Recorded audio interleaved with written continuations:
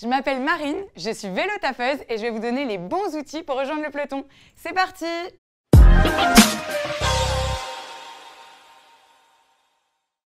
Je travaille dans l'investissement environnemental, mais surtout je suis vélo-taffeuse. Cela veut dire que je vais tous les jours au travail en vélo et même plus. Alors, comment je suis devenue vélo-taffeuse? Je vis à Paris, avant je prenais le RER pour me rendre à mon travail. Un jour, on a changé de bureau, ça a rallongé mon trajet de 10 minutes environ. Et je me suis dit, et si j'essayais le vélo? J'ai constaté que je mettais seulement 15 minutes pour aller au travail.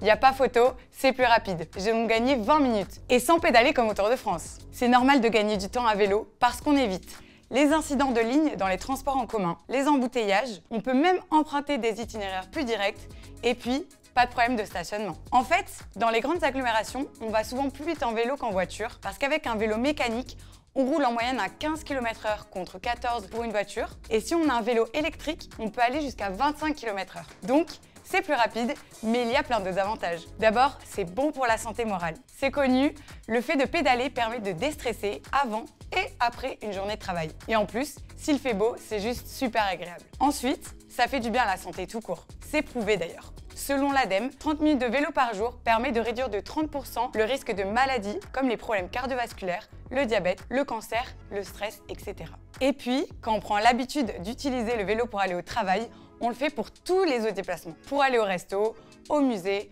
au parc, tous les déplacements se font en vélo. Il y a un autre avantage, c'est que c'est bon pour l'environnement. Comme on ne brûle pas de carburant fossile, Vélo-Taffé, c'est participer à son niveau à la décarbonation. La seule énergie que vous dépensez, c'est l'énergie musculaire. Et l'énergie musculaire, c'est une énergie renouvelable. Dernier avantage, et non des moindres, c'est avantageux pour le portefeuille. Il n'y a pas de carburant, pas de titre de transport, pas de frais de stationnement. Si vous optez pour un vélo urbain en location, cela peut être jusqu'à 10 fois moins cher qu'une carte de transport en commun. Votre entreprise peut vous aider à vous mettre au vélo. Il existe plusieurs dispositifs. Il y a le forfait mobilité durable. C'est une allocation forfaitaire maximum de 800 € par an par salarié. Vous pouvez utiliser cette allocation pour la location ou l'achat d'un vélo mécanique ou électrique. Sinon, votre entreprise peut aussi vous fournir un vélo de fonction. Tout est fourni, casque, gilet, éclairage, réflecteur. L'entretien est pris en charge et vous êtes aussi couvert par une assurance. Maintenant que vous connaissez les avantages,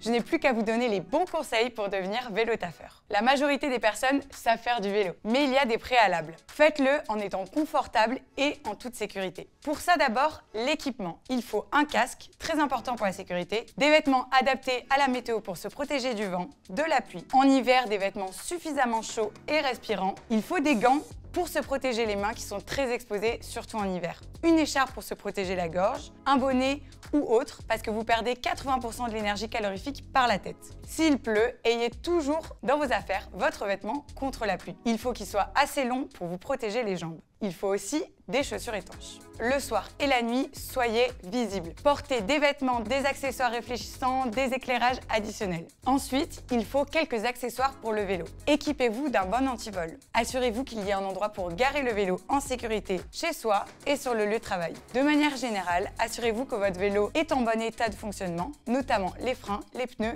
et les lumières. Contre les crevaisons éventuelles, ayez votre bombe anti-crevaison. Elle vous permettra de rallier votre domicile et, selon, réparez vous-même ou amenez votre vélo chez le réparateur. Ça y est, vous êtes équipé. Maintenant, comment effectuer vos premiers tours de roue? Il faut être suffisamment à l'aise pour se lancer. Rouler en vélo en ville, ça ne s'improvise pas en raison de la circulation. Voiture, bus, camion de transport, moto, scooter, etc.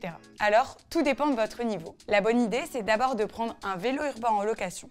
Si vous commencez, faites d'abord des petites distances, 1 heure aller-retour, et augmentez au fur et à mesure. Si vous êtes déjà à l'aise avec le vélo et que vous avez votre propre vélo, vous pouvez vous lancer tout de suite. Il faut privilégier les pistes cyclables, sinon faites attention si vous empruntez les grandes artères et quand vous abordez les croisements. Quand vous circulez, il faut indiquer les changements de direction et toujours regarder derrière vous si vous faites un écart. Il faut aussi respecter les distances de sécurité en cas de freinage d'urgence. Il faut respecter les feux tricolores et la signalisation routière. Ayez un avertisseur, ça peut servir. Et puis, attention aux véhicules garés, on n'est jamais à l'abri que quelqu'un ouvre sa portière sur votre passage. Voilà, faites du vélo, c'est génial. Gain de temps, d'argent, une meilleure humeur et une meilleure santé. Faites-le avec un maximum de confort et en toute sécurité. Et une fois qu'on saute le pas, on ne peut qu'encourager ses collègues à faire de même.